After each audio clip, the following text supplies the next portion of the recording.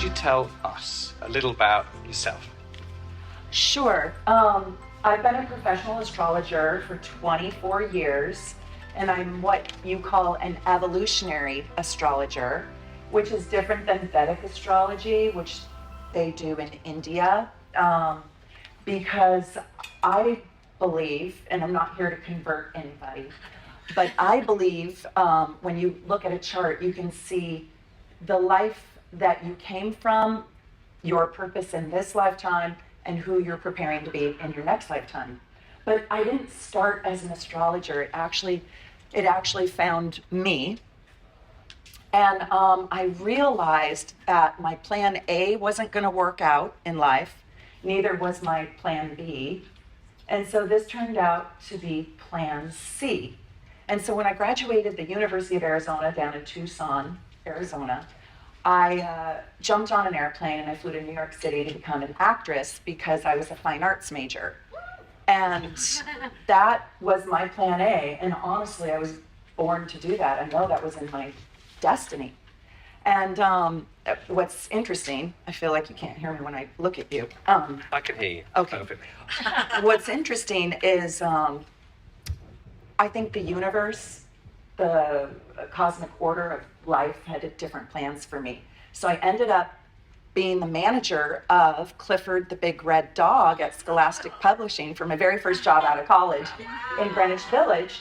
So cool. And I marketed and promoted Clifford, and it was super fun. But I also knew I was supposed to be an actress because that's plan A. And then life didn't turn out quite the way I had planned, and that's kind of what I want to talk to you about today. And so I went through doors that opened for me, and I got my next job at the Seattle Opera, just down the street and around the corner, and I became the #1 box office ticket sales agent for subscription tickets. And I sold opera tickets to motocross guys, really. And I learned a lot about how to turn your no's into yeses in that job by being authentically in alignment with love, actually. And love is the #1 fuel to your work because it creates passion. Anyways, from there, I went on to the Augusta Ballet, and I implemented that sales, marketing, events, and promotions that I learned at the Seattle Opera at the Augusta Ballet, and that took me to the Nevada Ballet, and I was the administrative director, and then that took me to the Village Theater in Issaquah, Washington. And they're the largest producing musical theater company in the United States. And we built shows and we made Tony Award winning shows. And that's where I met Melissa, your president. And she was my intern. So then you're wondering, well, how the heck did you become an astrologer? The arts is really going to keep you poor for a really long time. And I was sleeping in a closet in Ballard, and it was just really hard on the soul. It didn't matter how much love was in it, right? So I was going to night school for astrology, and I decided to build something called a website and hang my shingle out. And I did astrology like a gay man lives in the closet. Like I told nobody. So how do you get clients when you tell nobody what you're doing for a living, right? I solicited people at ball games and bars, for real. And I would say, have you ever seen your chart? And they're like, no, what's that? Oh, the blueprint of your soul. What's that? It was really great. And I've got 8 clients. And then I turned those 8 clients into 8 more clients because I asked them if they all had a friend. And then those 16 clients brought me 16 more. And now I have 100,000 followers on YouTube, and I got my plaque just 2 weeks ago. So it's been a fun journey. But I think, Richard, I really want to say, being a creative person also means living creatively yourself.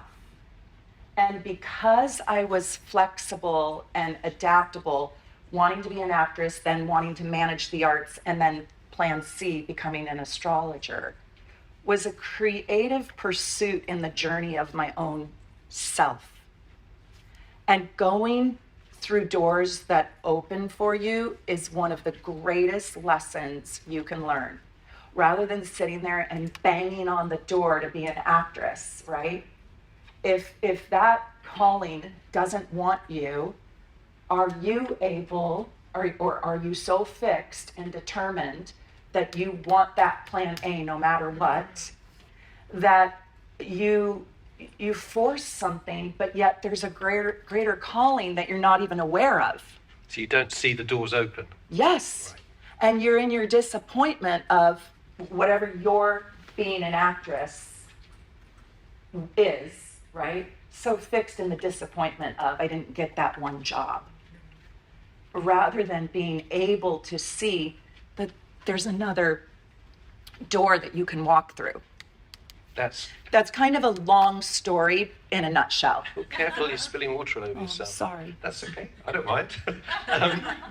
You mentioned just briefly in that, what you were just talking about having love in the game. Yes. Can you talk a bit about that, what that means, and why that's important, and why that was important to you, and also why it's important to everybody, and what you mean by that? Yeah, I think love is the most potent tool in your toolbox. And if you come from a place of loving your work and building a life that you're madly, passionately in love with, it will become the entire motivation for you to get out of bed and for you to do your work. And so I do want to say this with a caveat, because not every single human is with a life purpose to love their work. I'm not positive the guy that's stocking candy bars at the 7-Eleven is loving his work. I'm not positive. But if you can find something to love, or pursue your hobby, turn your hobby into your passion, your calling, your legacy, you usually end up building a life that you're madly in love with, and you become absolutely, utterly infectious. It's your superpower. But I also know we're kind of privileged, probably everybody in this room, to love what you do. And not everybody gets that opportunity. But if you do have that opportunity, don't let the music die inside of you. Oh, that's a nice term. Don't let the music die inside of you. I love that. That's Wayne Dyer. That's not me. Oh, But I live by he should that. be a musician or something, yeah. But I went to night school while I pursued marketing the arts, and I was studying astrology for 8 years before I became professional. Because it's tender work, it's powerful work, and you can really ruin lives if you abuse your power, which there's a lot of fraud in my industry, and I didn't want to become one of those people. And then I remember that I decided to hang my shingle out on the website, and I don't know, I made $750 my first month. I was so excited. It was more money than I made at the Village Theater. And I called my mom and I said, Mom, I made $750 from astrology readings. And I'm charging $100 an hour. And she was like, really? Well, that's only $750 and your rent is like $900. You know? And so I was like, yeah, but they're all going to come back and get another reading. And she's kind of rolling her eyes, and she said, well, how are you going to pay for your health insurance? She was being very practical, and which was highly annoying. So annoying. But that was August, and then I want to tell you something. I literally was eating fish and chips at the Ballard Locks and down the street, and I was sleeping under my hanging clothes on a single mattress in a studio apartment because I set my whole apartment up as a parlor to do readings. And I'm also clairvoyant, clairsentient, clairaudient, and I read tarot cards too. So I did the whole thing. And I was sleeping under my hanging clothes, August, September, October, November, December, and in February, I had enough money to buy a condo all by myself in downtown Seattle across from Nordstrom. It was I worked 20 hours a day because I was on the internet, so I took clients all around the world. And I slept in between readings. I'm not joking. I slept for 15 minutes, but I was determined to make this work. So I called my dad and I said, Dad, would you help me go look at this condo I want to buy? And he says, Mary, that's what they call me, Mary. Let's be honest. What are you really selling? Oh. Yeah. I said, astrology readings. And he's like, well, what is that? Who's buying that? Who needs that? Who wants that? What is it? I said, do you want to come over and I'll give you a reading? He goes, yeah. So I opened up his chart and I told him about his life and his calling and his destiny and things that I couldn't even know. And he's like, wow, you're really good. And so people will doubt you when you're truly in your passion. They will. They'll doubt your creativity. They will say you're weird, you're out of the box, you're not practical. Get your head out of the clouds, right? How many people in here are creative people? Like everybody. I'm sure you've been condemned and misunderstood for your creativity, right? And it's, don't let anybody put that fire out in you, because your superpower is in the love that you have for that creativity. That's great. I mean, when we talked, it was all very good. We did a Zoom call, and I was in London, and you were here. And don't you always love talking to a Brit? Just talk to me some more, Richard. I am available for rent. It's really easy. Speech with me price. What am I really selling? To be honest, what do you want to buy? One of the things we talked about was when you were doing telemarketing and creating these, selling the subscriptions. You talked and mentioned the ability to turn no's into yeses. Yeah. Can you talk a bit about that? Because I think we all, in whatever we do, have pushback, whether it's when we're trying to sell a dream or a concept or so. Could you say about how you view that? And maybe there's something that'd be useful for us in the audience. Yeah, I love that question and I love the concept. And this is one of the things that I think is so impactful and powerful, turning no's into yeses, but not obnoxiously so. When you're in an authentic alignment with whatever you're promoting or selling, whether it's a dream or an item, what happens, remember, that love turns into an infectiousness. And when you are infectious like that, it's very difficult to say no to you. It's really difficult. And so I just want to tell you something. When I worked at the Augusta Ballet as the administrative director, they had a working budget of $200,000. This is back in 1994. It was a very tiny budget, but I love those ballerinas, and they were making like $6,000 to dance on point for like 56 shows in a year. It was criminal. It was cruel. And I wanted those artists to have a livable wage. And so one of the things I saw missing in Augusta, Georgia at the ballet in the audience was diversity. I only saw Caucasians, and I only saw socioeconomic people that could afford it.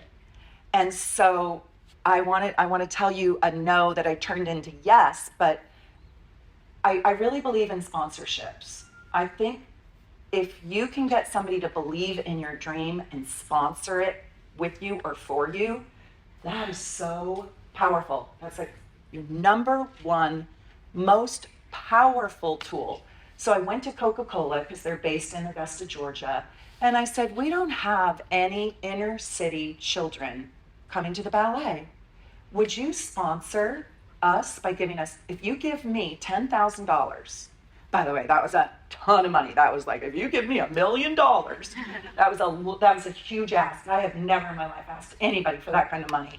But I did it with a straight face, and I was being infectious, and I was loving the ballet. If you give me $10,000, I can rent enough buses that I can get the kids from this part of town and this part of town and this part of town into the ballet. We had to rehearse anyway. So I turned those daytime rehearsals for the nighttime shows into kids' shows. And because my artistic director was saying, we can't do that. That's going to cost too much money. I said, we're already renting the theater for 4 days. Let's maximize the cost. We can't do that. We can't do that. And I said, let me show this to you. So every single day, I filled that theater up, 450 kids that had never seen the ballet from such diverse backgrounds with the benefit of Coca-Cola. I couldn't do it by myself. We rented the buses.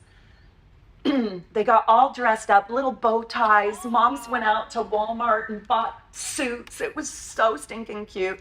But I asked each kid to send my artistic director and the ballerinas a colored drawing and a thank you. She decorated the entire rehearsal room in wallpaper with all these thank yous and the little ballerinas.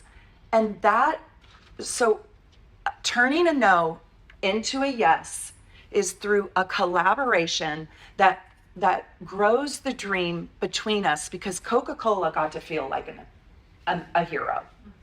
So if you can make the person your hero, they will say yes. And those kids saw those ballerinas as their inspiring heroes. So the ballerinas got to feel inspired. The kids and the parents got to feel extraordinarily special. And I just had the best time ever. And that's, to tell you the truth, that's how we increased the whole budget. Because the school ended up paying $10 per kid rather than $85. And then Coca-Cola got the buses. So that is creative, out-of-the-box thinking. Nobody had ever even thought of that before. So I just want you to think about how do you have all the ingredients in front of you to do your work, to do your passion? And instead of baking a cake, a vanilla cake, what else can you bake with those ingredients? How can you make cupcakes rather than just a cake? The cake in the recipe book. So I invite you to really think creatively about sponsorships, about making the other person your hero, enlisting somebody into helping you in a way that inspires and empowers them. People want to be valuable. And it's lovely, lovely to hear that story. And I think one of the things you mentioned there was this, well, two things come to my mind from listening to what you're saying. The first is that we've talked about loving yourself. How do you separate the line between loving yourself and therefore, because it's authentic, loving what you're doing, between that and, say, when you drift into narcissism? How do you separate those two, and how should people not be loving themselves just at the expense of everyone? What would your lessons on that be? Wow. When you are in a truthful love for your life and yourself, love multiplies. And I think a narcissistic kind of love divides. Like, for me, not you. But a truthful love is multiplication. And so if I lived in my story in a narcissistic way, I would never be flexible for plan B or C. So flexibility, and nobody is actually, and this goes to astrology, this is what I found, because I just, to segue a little bit, I just did a television pilot doing astrological profiling for serial killers. And one of the things I saw was narcissism is actually what breeds a serial killer. And nobody is born narcissistic. That comes through a selfish love, and somebody taught you the division of love, not multiplying. So if I truly love myself and my gifts and my life, I want to generously share it with you. You know, I don't want to have it be, I don't want to take anything away from you. And also, narcissism is rooted in deep jealousy. And a true love for your life has no jealousy in it, because you want all people to benefit. Oh, that's a great answer. Thank you. I think we've all got something to learn. I'm not going to be a serial killer, just so you know. Not yet, as I learned from Nigel Collins this morning. Well, we have to look at something, right? we're still on being authentic. What happens when you find yourself in an environment where you struggle to find that authenticity? Have you had experience of that kind of thing? Yeah, and that's where I say open yourself up to other possibilities. Okay, so I'm just going to talk a little bit about magic because, and I know, Richard, you might not believe in this fully because he's a science-based guy, but astrology is actually a blending of an art and a science, because astrology back 3,000, 4,000 years ago was astronomy, and people lived by it. That's like the farmer's almanac. You know, they planted their crops by the moon. But what was I saying? Oh, magic. If I told you, this is being authentic, so you have to align with your dream. So this is a story about apples. So if I told you to find an apple on a tree, you would actually find one. You'd probably find one today. Now, when's the last time you saw an apple on a tree? For real. It's a real question. Apple on a tree? About 3 months ago. 3 months ago. Okay. I don't know. I haven't seen an apple on a tree, but there's magic. If you focus on your authentic, passionate desire and dream, you will manifest it to you. And I know that sounds magical, and it is. It's fanciful, but it's being in alignment with like the cosmic order. So your homework assignment is to find the magic. And the magic is in here, but you'll see it out there. So when you see an apple on a tree, even in a magazine or in a video or on TV or walking down the street, that is you actually manifesting. That's you manifesting.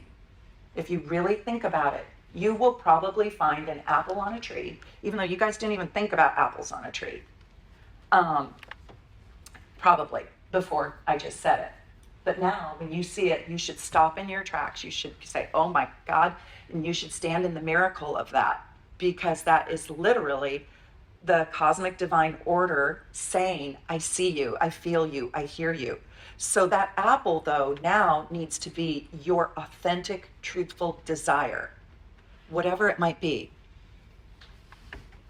You just picked up there and we had this conversation when we had our pre-chat, is that at my heart, I'm a scientist. So it'd be very easy for me to go, yeah, whatever, don't believe a word of this. But the other half of me is actually a creative. And I recognise that there's things we don't understand yet. And I say yet, because I mean yet. And so I find it intriguing. And I think you're very right about the point of, I'm sure I'll see an apple on a tree tomorrow. I'm sure I will,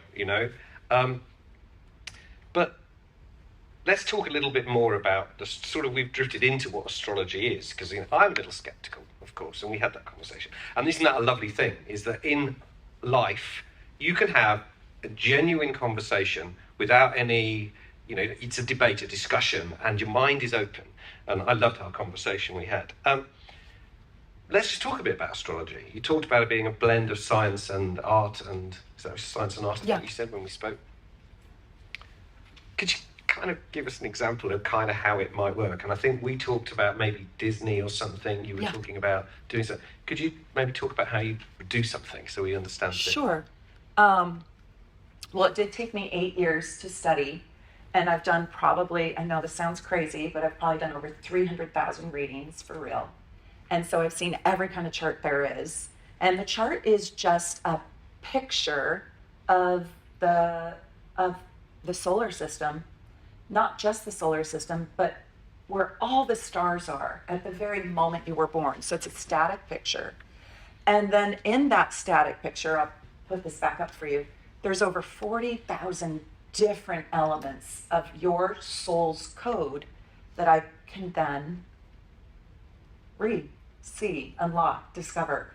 And what I was going to say is, I do think there's a lot of magic in it, remember how I said there's a lot of fraud in my industry? Oh yes, we talked about that. Yeah, there's a lot of fraud. And the reason why, can I tell this story really Sure, quickly? yeah. So the reason why I got into astrology, I was in a desperate place in my life and I needed desperate answers. And I was married at the time, pretty young, and my marriage wasn't going well. And I was really struggling.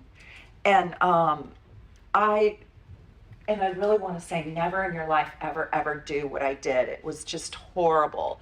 But I went to one of those palm readers, those neon sign palm readers, and it's like $10 reading. She wasn't really a palm reader, but it had that neon sign. Don't ever go into one of those places, ever. And she really financially raped me and abused me. And I was susceptible because I was vulnerable because I was in this terrible place. But she said, give me your birthday and your husband's birthday and let me look at your charts. And she looked at the charts and she said things about my marriage that not a soul would ever know. Nobody would even know. My mother wouldn't even know. And she was so accurate that I was completely freaked out and I was willing to pay whatever she needed me to pay, which was god awful. So I said to myself, wow, if this woman who has no integrity can do this, what if I could learn this? And what if I could put integrity into this artwork or this magic or this science or whatever this is? I already knew I was super highly intuitive. What if I could use it in a way to benefit others rather than to rob them and cheat them? And so I went on a spiritual quest and I had a spiritual awakening in those sessions with her, but to do it well and to do it right. And then I made myself a promise because I don't like conflict. I told myself, Richard, I was not going to work with anybody who didn't believe. So Shall I get my coat? So I really don't. I don't give readings to people who don't believe in it. And I only work with people who are open to it. And that's where I really want to invite you. Go where doors open. If you have to defend and prove and storm the barn doors down, pick a different door. Pick someone else. There's plenty of people that will love your services. Go with people who want you. Go where you're desired. Go where you're wanted. And what was your question? Oh, can I tell you about the chart? Yeah, we were talking about Disney, I think we mentioned. And I wanted to show you, Walt Disney is one of the most creative human beings on the planet. He dropped out of school. He dropped out of high school. And he joined the army at 16. And he got busted, actually. He got in trouble. And he got kicked out of the army at 16 years old because you're not allowed to join until you're 18. And I guess he did the voice of Mickey Mouse, but for 20 years or 2 years or something. I can't remember everything. But this is his chart. And when I look at this chart, I don't automatically say, oh my God, the most creative genius on the planet. But I kind of do also. There is, his gift is in here. I love his chart. So this shows me 40,000 different things about him. And by the way, there's something so cool, and I told Richard this. This is something so incredibly cool.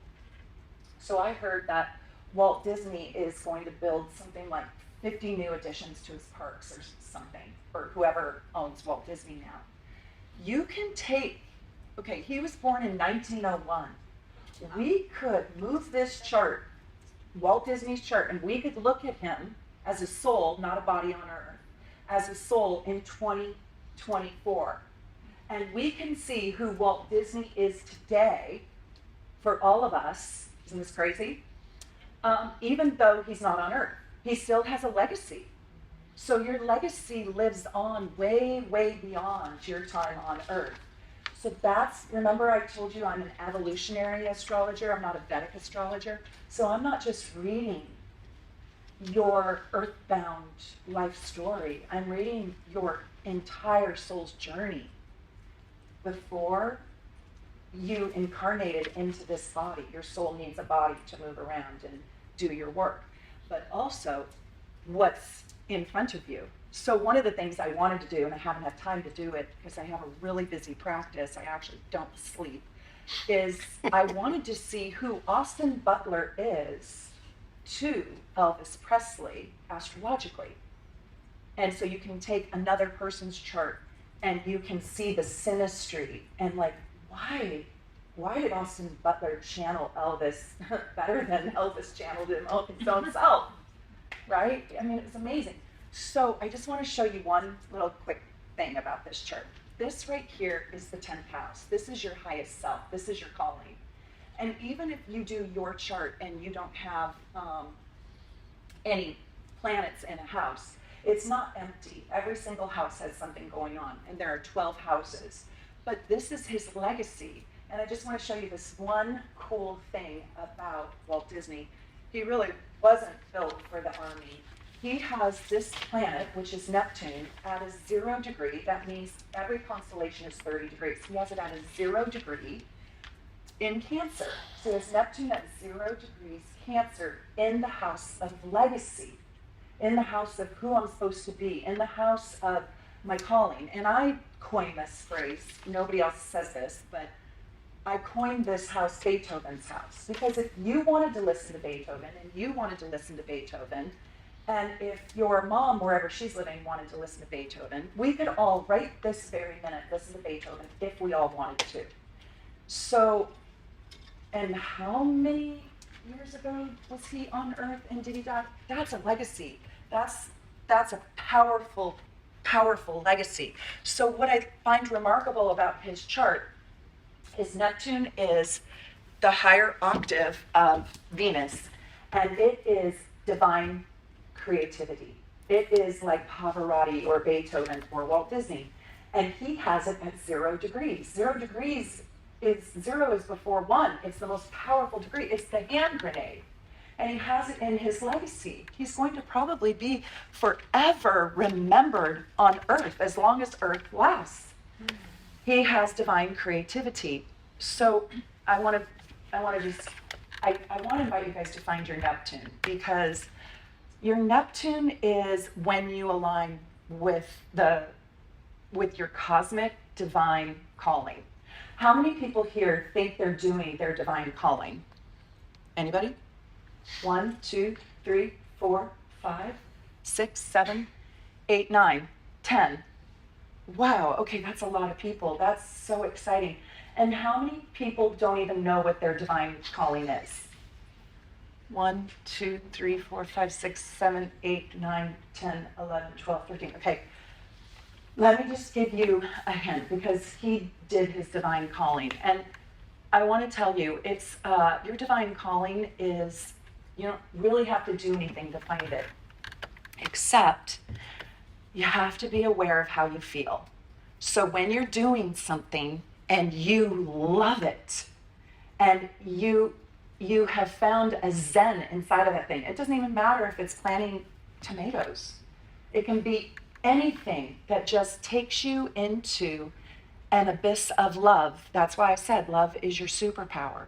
Something that you love. Do not associate money with it. Just what do you do that you are madly in love with that pushes everything to the side?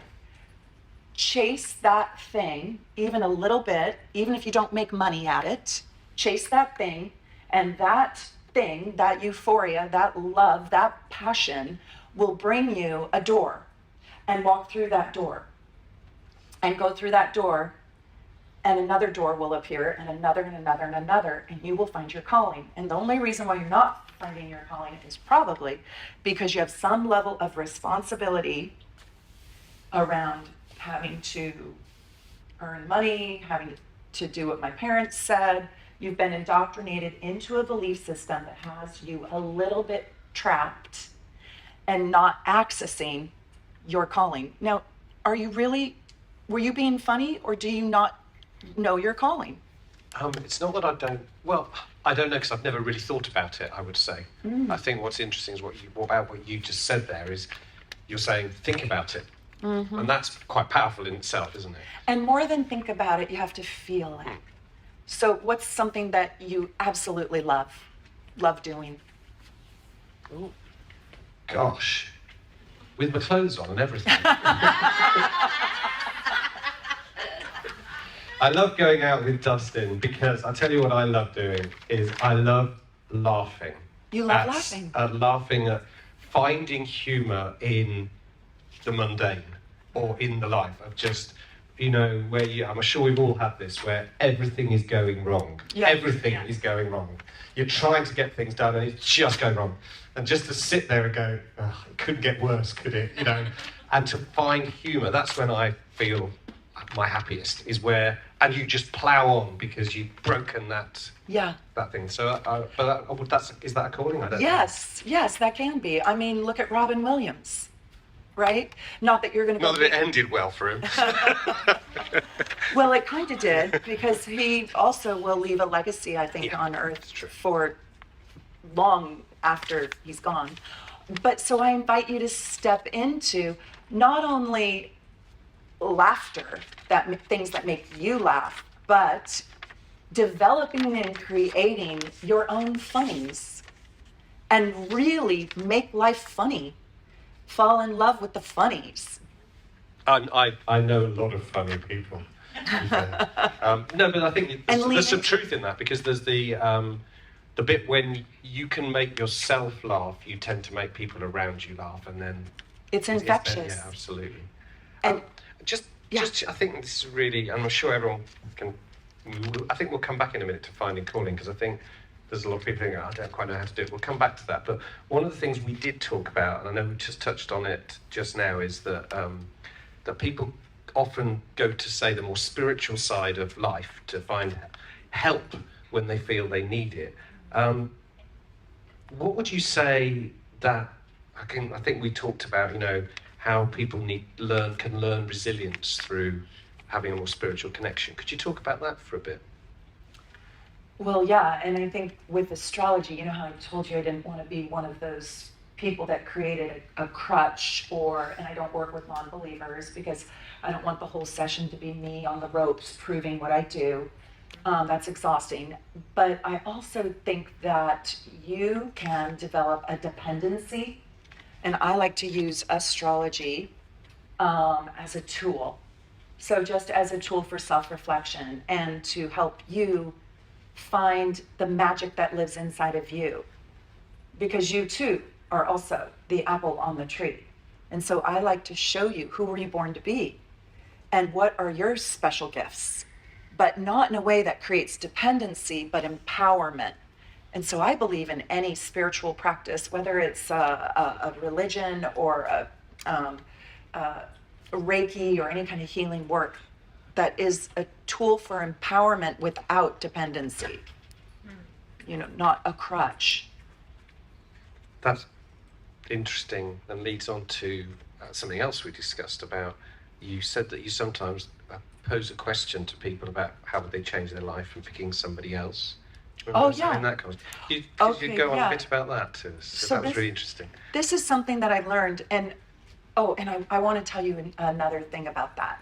So this is something that I learned through those 300,000 readings. My clients are my teachers. And one thing I learned is we love our own misery. We really love it. We're like addicted to our own wounds. And so I just want to know for real, this is a real question, okay? So don't joke. So if you really do want to do this, you can raise your hand. But who here, would you raise your hand, if you, right now, if I gave you the opportunity to trade your life with Paris Hilton, who wants to do that? You do? I like that. You trade with her? Okay. There's 1 out of 50. I've never had a person say yes to that. She's willing to risk. She's got cute dogs. Yeah. And a lot of money. And a lot of money, right. She has unlimited access to every nook and cranny of the world that most of us will never see. Yeah, so she's going to trade. Most people, as you can see, will prefer their own problems to hers. She also probably has serious narcissism to deal with. She probably lives in a gilded cage. She has expectations that do you really want to live up to? it's painful. It's a different kind of hell, personally, I think. And most people won't trade their wounds, even if they're hellacious wounds. Most people won't trade their wounds for another. I think it's a lot of perspective, though. And I'm sure you have a lot of reasons why, and I don't blame you. I'm just saying, nobody's ever said yes to that question before. But I always love your thinking creatively. So it's great. But most people will choose their own ailments and wounds. Most people. The other thing I wanted to say is one of the biggest lessons in my life is I want you to love your most awful bosses. Like, love really is the answer to all things. Because if you're creative, you are going to be a contrast learner. You're going to learn through contrast. I had Cruella de Vil when I worked at Scholastic Publishing. I really did. Devil Wears Prada. It was awful. She really liked me, sort of, and she bought me a dozen red roses, and she threw them down the hallway at me, and I caught them, and the thorns made my hands bleed, right? Like, literally, Devil Wears Prada. And I'm like, thank you. And she told me, Meredith, you're better than sliced bread, or whatever that saying is. What's the saying? You're better than sliced bread.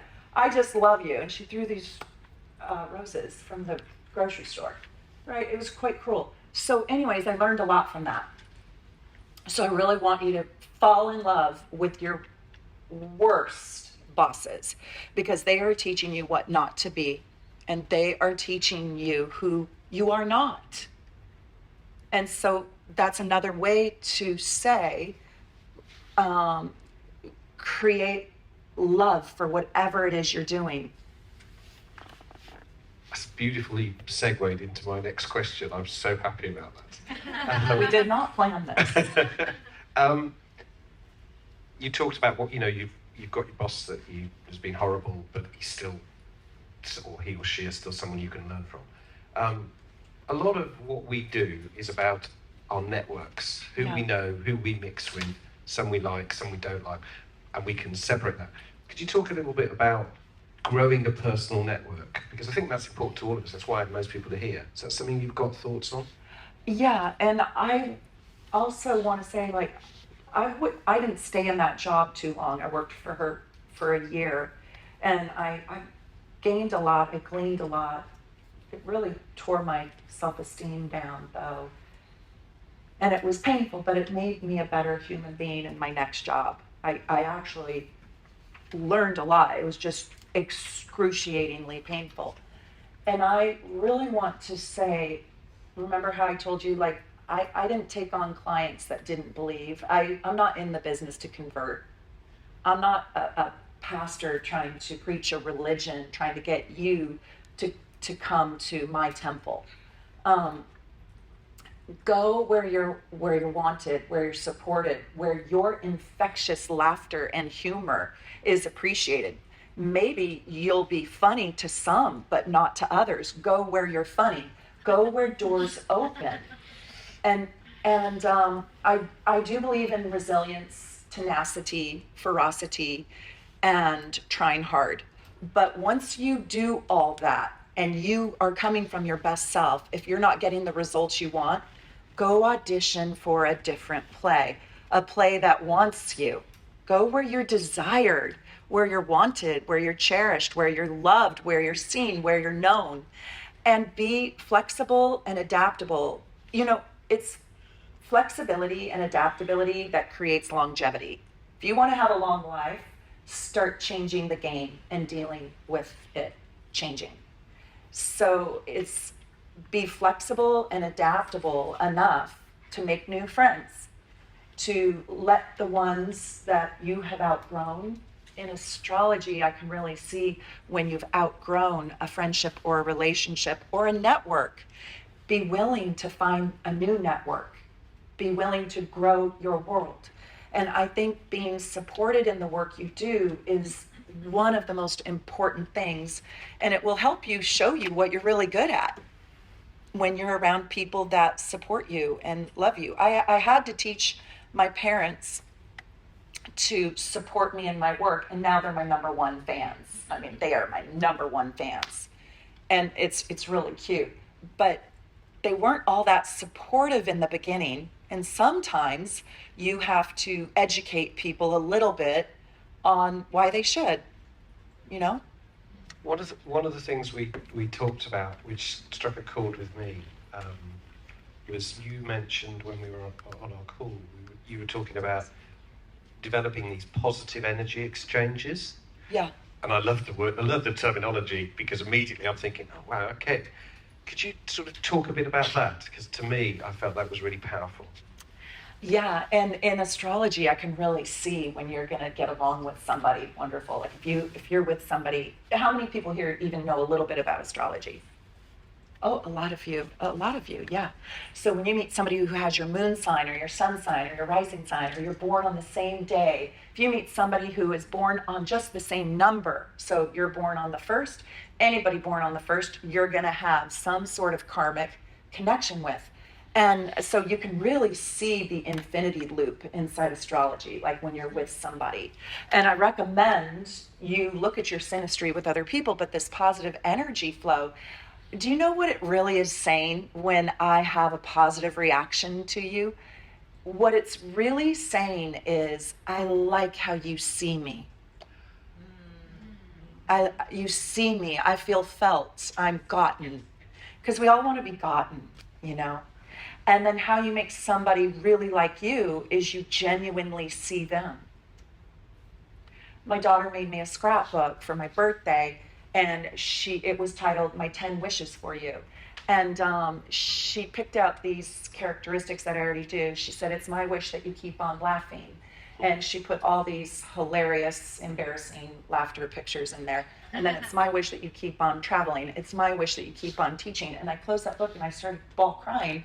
And she said, why are you crying, Mom? You're supposed to love this gift. And I said, I never knew, she's only 18, I never knew you really saw me. I feel so gotten. Wow. You know, like that's a positive energy. So do you all belong to a network that you feel seen, you feel felt, you feel gotten? That's the positive energy exchange. And that's how you can turn no's into yeses. Like when I know you, when I see you, you're more likely to say yes to me. Well, we've more or less come to time. I'm just thinking, you looked at me and said, say yes to me, and I'm thinking, okay, what do you want? Well, I wanted to make an offer. So I brought the most beautiful, gorgeous set of tarot cards. I just got them in Paris, France. Oh my God, they are so gorgeous. They're gilded in silver, and they're right over there. And I just wanted to know if there was anybody in here that wanted me to pull a card. Oh my gosh, Richard, you're going to have to pick the person. Yeah, you tell me what am I doing. Okay, someone's going to pull the card. Yeah. I would pick Dana, but no, I'm sorry. I need to pick someone I don't know. Yeah, so I'm looking around the room, and I'm going to pick the lady that wants to be Paris Hilton. Because why not? That's sensible, isn't it? And it's not because I don't love the rest of you. Look at these cards. So the cards are just another way to read the divine messages. Can you believe these? I brought these in Paris. They're all in French. So were you? Okay. Oh my God. So what we're going to do, we're going to read the message. You're going to cut the deck 3 times and then put the deck back together any way you want. I just thought we would end with this, if you guys don't mind saying this. Are we getting kicked out? Perfect. No, we're not going to get kicked out.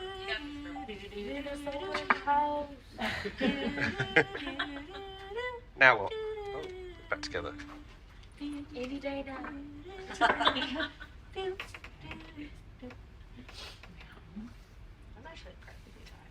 Pick just one card.